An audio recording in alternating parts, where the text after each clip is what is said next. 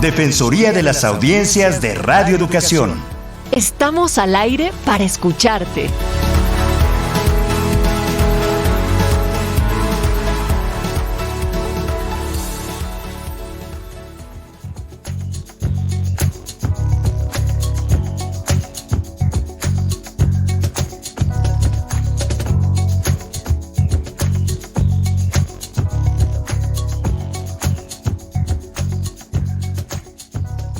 ¿Qué tal? ¿Cómo están? Muy buenas tardes a todas y a todos. Es un placer saludarlos en esta emisión previamente grabada de la Defensoría de las Audiencias de Radio Educación.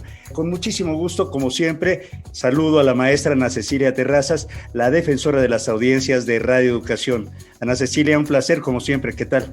Qué gusto, querido José Ángel Domínguez, a ti te saludo y también saludo a nuestras audiencias en este programa que debemos decir que es en vivo, pero no en directo porque lo tuvimos que grabar unos días antes de lo que se transmite.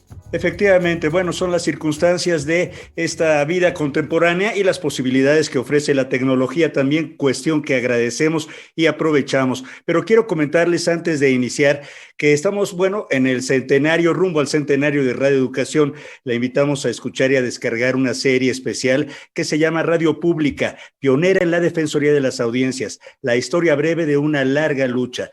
10 episodios en los que se hace un recuento de cómo surgió esta figura en la radio mexicana, en particular en Radio Educación. El micrositio en donde se pueden escuchar bajo demanda es Radio Educación, serie especial centenaria. Y quiero proporcionar los medios de contacto de la Defensoría. El correo electrónico es audienciasre@cultura.gov.mx. En X, antes Twitter, estamos como @audienciasre.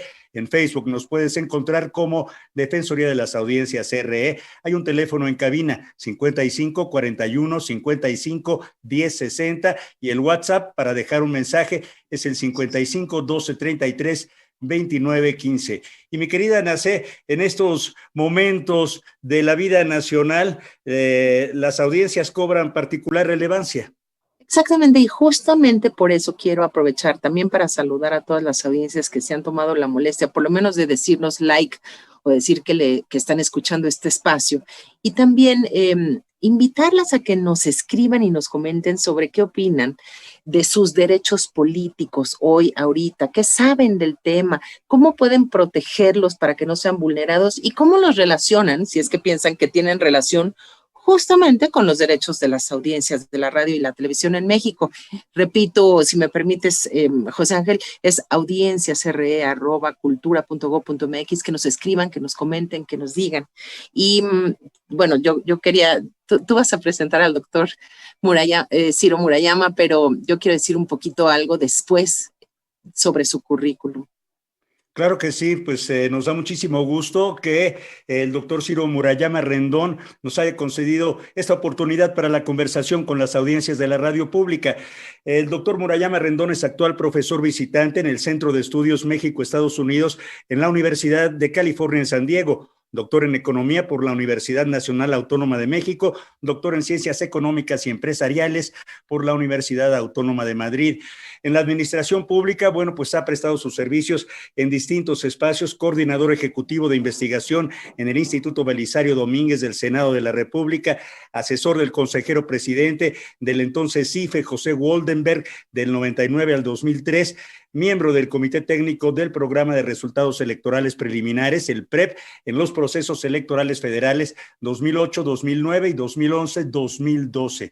Él es profesor titular nivel A definitivo, tiempo completo, en la Facultad de Economía de la UNAM, miembro del Sistema Nacional de Investigadores, nivel 1, es miembro de número de la Academia Mexicana de Economía Política, integrante de la Junta de Gobierno del Instituto de Estudios para la Transición Democrática, autor de varios libros, y podríamos seguirle así, doctor Ciro Murayama, pero te agradecemos muchísimo que des esta conversación en la Defensoría de las Audiencias. Bienvenido.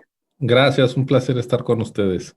Yo quiero decir de Ciro, gracias, te saludo, que me consta, porque ha sido colaborador de la radio pública, ahora sí en lo que a mí me toca ver y atestiguar, que no solo es un experto en materia electoral, sino que también es un defensor de todas las instancias e instituciones que nos ayudan a hacer democracia en México. Y yo pienso que los medios públicos lo son también. Entonces, en el cruce de estas dos expertise, digamos, y de estas dos pasiones profesionales que tiene el doctor Ciro Murayama, es que aprovechamos para, sobre todo, invitarlo y preguntarle en esta coyuntura tan importante, ¿cuáles son, Ciro, cuáles son los derechos electorales que toda la ciudadanía debe super saberse de memoria? Hola, bueno, yo creo que el elemental, por supuesto, es la posibilidad de incidir en la vida pública a través del voto, pero además del voto libre e informado en elecciones auténticas. Hay que recordar que nuestro país durante muchos años no fue una democracia. Teníamos lo que Giovanni Sartori definió un sistema de partido hegemónico donde nunca se cancelaron las elecciones, pero lamentablemente todo el mundo sabía quién iba a ganar antes de que estas ocurrieran, y los derechos de la ciudadanía pues eran vulnerados con bastante frecuencia, a grado tal que pues ni siquiera se tenía la certeza de ser parte, por ejemplo, del padrón electoral. Tampoco se garantizaban los derechos de asociación. Hubo décadas en las que estuvieron, digamos, prescritos distintos partidos políticos. Además, no había las garantías para ejercer el derecho a la libre manifestación, a la libertad de prensa y, por supuesto, tampoco un derecho a la información, que digamos es un derecho relativamente reciente que en nuestro país se incorporó apenas en la década pasada como tal a la Constitución. Entonces, yo creo que los medios, como bien señalabas, Ana Cecilia, y su papel son fundamentales en la democracia, y justamente el avance democrático posibilitó también el desarrollo de mayores libertades y derechos en los medios y viceversa. La apertura de los medios, la diversidad de los mismos también contribuyó a la democratización del país. Claro, doctor Ciro Murayama, nos pintas un panorama del pasado bastante tétrico y sin embargo la ciudadanía, la clase política, digamos la sociedad mexicana en general, pues ha trabajado mucho para tener elecciones auténticas, como las llamas tú, para cambiar esa cuestión del partido hegemónico, aunque hay sus asegúnes, a tener asegurado ese derecho a votar. Y hablas de algo muy importante que es el derecho a la información, un aspecto particularmente complicado por todas las agendas que existen en nuestro país. ¿Qué reflexión harías ahí en ese sentido? Bueno, creo que para nadie es un secreto que en los últimos años hemos vivido algunos intentos para, por ejemplo, afectar la integridad, la autonomía del árbitro electoral, y eso pues compromete finalmente los derechos de la ciudadanía. El hecho de que hoy sea una institución autónoma, por ejemplo, la que haga el padrón electoral, y que no haya ciudadanos excluidos arbitrariamente, pues es la base de la confianza y de la credibilidad, de la certeza. Pero también hay otros pasos posteriores, por ejemplo, que tienen que ver con condiciones de equidad en la contienda electoral. Hoy podemos estar un poco saturados, si se quiere, de la cantidad de spots que se transmiten diario en radio y televisión. Se trata de 41 minutos de publicidad diaria de los partidos políticos, más 7 minutos de la autoridad electoral, pues dando información necesaria para que la gente vote.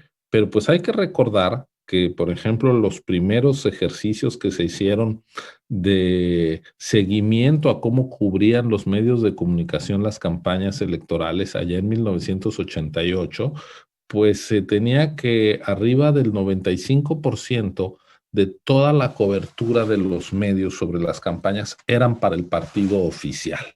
De tal manera que toda la oposición no llegaba ni al 5%, era 20 veces mayor el tiempo de cobertura de los candidatos del partido oficial.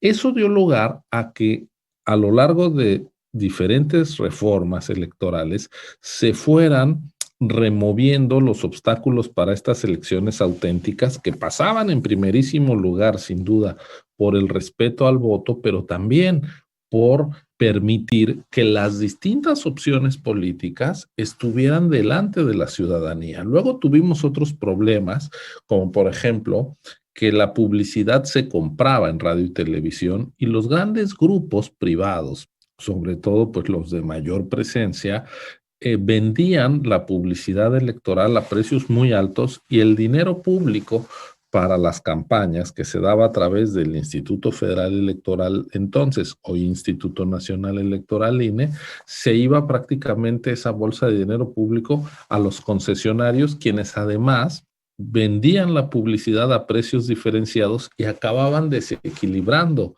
la balanza, la cancha de juego, es decir, hacía más cuesta arriba a unos candidatos que a otros aparecer. Eso dio lugar a una reforma en 2007 a la Constitución, que fue muy criticada por la industria y por los intereses creados, que dijo, de ahora en adelante, las fuerzas políticas van a estar en la radio y la televisión sin pagar. Y es obligatorio para todo concesionario y permisionario de radio y televisión transmitir en temporada electoral 48 minutos diarios. Bueno, quizá en el futuro, José Ángel, podríamos ver si no sería mejor tener programas de debate, más de reflexión, en vez de estar teniendo estos spots que pues son unos comerciales, pero de política, como si nos estuvieran vendiendo alguna mercancía, algún producto, y yo creo que eso no contribuye a una discusión más rigurosa y más informada. Pero lo que sí ya tenemos, y eso es una conquista que creo tenemos que valorar, porque las conquistas sociales se pueden perder. Hemos visto que muchas democracias han dejado de serlo en los últimos años, y entonces es importante apuntalar lo que hemos hecho bien. Y una cosa que logramos hacer fue evitar que unos cuantos particulares fueran los que decidieran quién tenía más presencia en la radio y la televisión y estuvieran en mayores condiciones de llegar a la ciudadanía durante las campañas. Ahora, los spots se reparten con una fórmula legal, 30% del tiempo parejo, 70% en función del porcentaje de votos que cada partido tuvo en la última elección a la Cámara de Diputados. Entonces, pues ya tenemos, digamos, una conquista importante en materia de equidad en los medios. Y luego hay otras disposiciones interesantes, como por ejemplo la atribución que tiene el INE para hacer un monitoreo de noticieros de radio y televisión y publicar los resultados para saber si hay algún sesgo o no en la cobertura, tanto en el tiempo como en si hay, digamos, una valoración positiva, negativa o neutra de las distintas candidaturas. Pues ese es un trabajo que hace el INE por obligación legal y que no busca limitar la libertad periodística ni editorial de los medios, sino simplemente crear un contexto de exigencia para mostrar si hay o no inclinación a determinado partido, a determinada candidatura por parte de los distintos medios, sean públicos o privados. Creo que eso sería parte muy importante y interesante de otro programa, no me dejarás mentir, José Ángel Domínguez. Y estamos hablando, le comento a nuestras audiencias, les recordamos que el tema son derechos electorales. Estamos hablando de este tema pregrabados el 13 de mayo para transmitirse el 22 de mayo con el doctor Ciro Murayama. ¿Y por qué el tema? Bueno, pues porque ahí vienen las elecciones. ¿Y por qué los derechos electorales tienen que ver con los derechos de las audiencias? Porque todos son derechos humanos, los derechos humanos son interdependientes y no se dan, si se dejan de dar unos, uno debe de esperar que se dejen de dar los otros o que deje de estar una cultura de derechos humanos tiene que abarcarlos forzosamente a todos. Ese es un buen recordatorio y porque además el doctor Ciro Murayama es un defensor de los derechos electorales, de los derechos humanos, de los derechos económicos y evidentemente de los derechos de las audiencias. Déjenme recuperar que él ha estado diciendo de alguna manera, y si lo resumo mal, doctor, me dices, que todo es un proceso y este proceso de país democrático histórico se va dando con pasos y que sí hay pasos que se pueden revertir, hay conquistas que sí se pueden echar para atrás si no se respetan, si no se valoran, si se votan en contra. Entonces es importante saber que los medios de radio y de televisión ya no pueden ser, digamos, comprados por los partidos políticos o por el más fuerte o no abiertamente hacer estas campañas, sino que las campañas se tuvieron que controlar porque era un desequilibrio y un desorden tremendo. Creo que esta es una conquista muy importante, vale la pena que quizá las audiencias muy jóvenes no sepan, que antes, bueno, desde luego era evidente y obvio, pero no necesariamente tenían que rendir cuentas los medios respecto de a qué partido o a qué candidato le iban, cuando el espectro radioeléctrico hoy por hoy es considerado espacio público y por obligación constitucional es un espacio de todos que no puede tomar partido ni puede hacer tomar partido por unos y no por otros. Entonces, perdón que me tome tanto tiempo, pero eso es muy importante para saber por qué hoy estamos hablando de esto. Yo te quisiera consultar en un futuro, ¿tú cómo verías que pueda reorganizarse?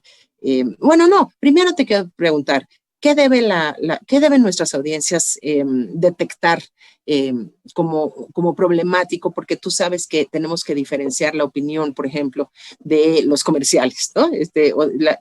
La información pagada, que eso es como es un punto muy fino y muy delicado, pero no se puede tener gacetillas al aire, digamos. Sino que debemos de transparentar de qué estamos hablando, por qué, quién lo pagó, quién lo patrocinó. Este espacio es un espacio hecho para los derechos de las audiencias, para las audiencias, por ejemplo. Pero ¿tú qué verías que podemos afinar y en qué deben de fijarse nuestras audiencias respecto de la radio y la televisión para estar como muy al día y muy enteradas y que no se vulneren sus derechos? Bueno, creo que tocas un tema fundamental y tiene que ver con que la información que te están ofreciendo sea tal y no publicidad, que es distinto, ¿no? Es decir, que no se ofrezca gato por liebre, que los espacios dedicados a promover productos, mercancías, aparezcan como tal y que mientras el contenido informativo o incluso recreativo sea tal. Déjame decirte que voy a ir a otro tema, pero es para hacerlo muy gráfico. Cuando vemos un partido de fútbol, a los que nos gusta el deporte, y la mitad de la pantalla está cubierta por anuncios de comida chatarra o de lo que sea, pues ahí se está afectando el derecho a las audiencias. Yo creo que es muy importante que los medios públicos además reivindiquen ese papel, que además ya es una obligación, y es que los medios públicos son medios al servicio de un Estado democrático, donde hay división de poderes. No son medios como ocurría en el autoritarismo, o no debe ser, medios al servicio del gobierno en turno y menos aún del partido en turno. Esa ya es una obligación y fue fruto también de una conquista de distintas organizaciones ciudadanas y de periodistas, por supuesto, comprometidos con el derecho a la información, cansados de que los medios públicos se usaran para manipular, para favorecer a quien está en el poder. Yo lo digo en términos personales, creo que en los últimos años hemos visto que esos rasgos están regresando. Por ejemplo, cuando se da una amplia cobertura a una manifestación que convoca el presidente de la República y sin ningún contexto de exigencia, cubriendo como se cubría en el México autoritario las actividades del presidente después del día del informe, pues es cierto retroceso. Pero aprovecho para subrayar esto. Todos los derechos son frutos de luchas y no se trata de regalos del poder, ninguno, ni el derecho al voto de la mujer, ni el derecho a la información, ni el derecho a elecciones auténticas los regalaron los poderosos, fue contra de ellos. Y siempre puede haber la tentación de quien está en el poder, incluso de olvidarse de las cosas que reivindicó y de las luchas que dio, porque ya no es cómodo desde el poder tener contrapesos, tener medios independientes, tener voces críticas. Yo creo que en esta coyuntura, en estos días, va a ser fundamental que estemos muy atentos, no solo a la conducta de la radio y la televisión, sin duda, sino, por ejemplo, a las propias obligaciones que tiene el gobierno en temporada electoral. La Constitución dice que no se puede hacer propaganda gubernamental desde que inician las campañas. Comenzaron el 1 de marzo, terminan el 29 de mayo, pero pues también hemos visto que las autoridades electorales han emitido medidas cautelares, por ejemplo, contra el titular del Ejecutivo Federal, que no ceja de hacer publicidad gubernamental en esta época. Entonces es una manera también de afectar la integridad de las elecciones. Y ya que estamos a unos días de la jornada electoral, pues le toca a las autoridades darle a la ciudadanía información objetiva, oportuna, acerca del propio desenlace de la votación. Para eso tienen la obligación de tener en operación el programa de resultados electorales preliminares para que la ciudadanía vaya siguiendo en tiempo real cómo va avanzando el conteo de los votos que va recibiendo la autoridad electoral de cada casilla en el país. Hay que estar muy atentos al desarrollo del PREP. Debe haber muchos difusores en Internet. El PREP es una especie de censo, más bien un censo, que va captando todas las actas y las imágenes de las actas de la votación. Y además está el conteo rápido, que la presidenta del INE tiene la obligación de dar a conocer la noche de la elección sobre la votación a la presidencia de la República. Ahora el reglamento de elecciones del INE dice que los resultados de ese conteo rápido se tienen que hacer públicos sí o sí. Puede, en un escenario de un eventual escenario de una elección cerrada, que un conteo rápido no te permita conocer quién ganó o quién lleva cierta ventaja en la proyección estadística de una muestra, que es el conteo rápido, pero se tienen que dar a conocer los números, cosa que no ocurrió, por ejemplo, en 2006 y que generó mucha incertidumbre, incluso pues favoreció que hubiera en ese año una crisis política. Así que la autoridad electoral tiene, y aquí trasciendo a los medios públicos y me voy al terreno de la autoridad electoral, tienen la obligación de informar de manera muy oportuna y objetiva para contribuir a la certeza de la elección la misma noche del 2 de junio. Claro, híjole, el tiempo se nos acaba, tenemos 4 minutos apenas, doctor Ciro Murayama Rendón, en esta muy interesante charla y su punto de vista, pero ¿no diría usted que pues este panorama de lo electoral y de lo político evoluciona como las luchas sociales, como estas dinámicas, como las políticas de comunicación también? Y hablando de los debates, por ejemplo, que tan importantes serían en contraposición con esta espotiza, como le llama mucha gente, ¿no? De la cual muchos ciudadanos se quejan. Las fuerzas políticas protegen al extremo a sus candidatos y los debates se diluyen entonces, ¿no? ¿Cuál sería tu punto de vista al respecto, considerando que todo está cambiando y al ratito ya viene la inteligencia artificial para hacernos todavía más difícil el discernimiento de los mensajes reales a los fake? En efecto, yo creo que los debates deberían de ser espacios para confrontar, en el buen sentido del término, diagnósticos, propuestas alternativas. Y pues lo que hemos visto es que cuando las fuerzas políticas ponen las reglas del debate, quien sale perdiendo son las audiencias. Es decir, lo que quieren son preguntas cómodas, a modo, conocidas de antemano, y limitar el papel de los periodistas a lo de ser, una especie de cronómetros parlantes. Candidata, se le acabó su tiempo. Candidato, tiene usted un minuto. No, el periodismo, y ustedes lo saben, es también inquirir, es también cuestionar, es también exigir para que la ciudadanía, que es la que está atenta al debate, tenga elementos de juicio para ejercer su voto. Por eso es muy importante que las autoridades electorales, cuando diseñan los debates, pues no estén al servicio de las candidaturas, sino de la ciudadanía, que es la que debe poder ejercer un voto informado. Sí, y yo antes de despedirnos y agradecer muchísimo al doctor Ciro Murayama el que nos haya acompañado en este programa, sí quisiera invitar, José Ángel, a nuestras audiencias a que puedan ejercer, defender y luchar por sus derechos no solo de manera especializada, sino participativa, con conocimientos, ¿no? Con conocimiento de causa. Y la página del INE es un paginón, o sea, es un muy buen sitio para enterarse de absolutamente todo. Métanse, búsquenle, comparen los números, es www.ine.org,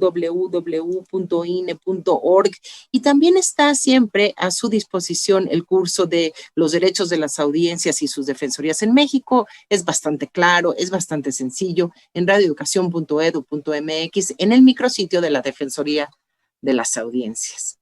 Pues, doctor Murayama, le agradecemos muchísimo estos minutos que ha dedicado a Radio Educación, pero yo no quisiera despedirme sin preguntarte si eres optimista en cuanto a este proceso electoral que se ha calificado como el más grande en la historia mexicana y que pues tiene mucha tensión, muchas fuerzas, muchos antagonismos, muchas divisiones y por supuesto están ahí las tentaciones del poder y todo lo demás que bien sabes.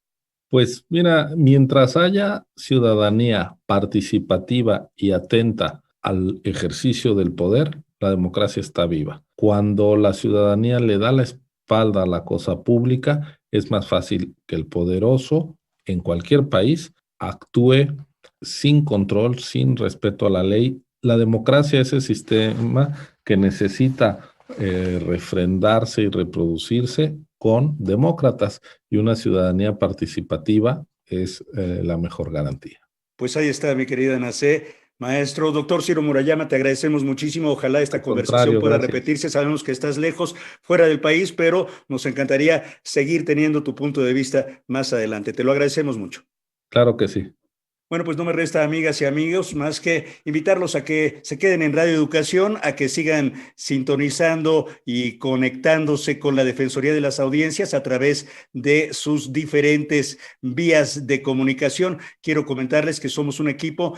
Jocelyn Vega está a los teléfonos, Roberto Hernández en redes sociales, Andrea Velázquez también en el servicio social, Ramiro Romero, la operación en cabina, Natalia Luna, Alma Lilia Martínez, Ana Cecilia Terrazas, la defensora de nuestras audiencias. Mi nombre es José Ángel Domínguez y todos trabajamos en una producción de Mario Ledesma.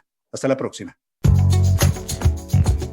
Como parte de las audiencias de la radiodifusión mexicana, tienes derecho a recibir programación oportuna que incluya diferentes géneros que respondan a la expresión de la diversidad y pluralidad de ideas y opiniones que fortalezcan la vida democrática de la sociedad.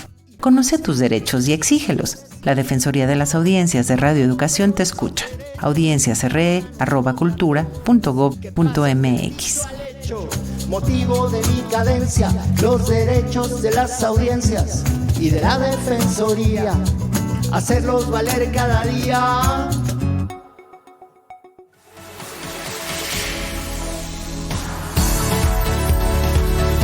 Defensoría de las Audiencias de Radio Educación.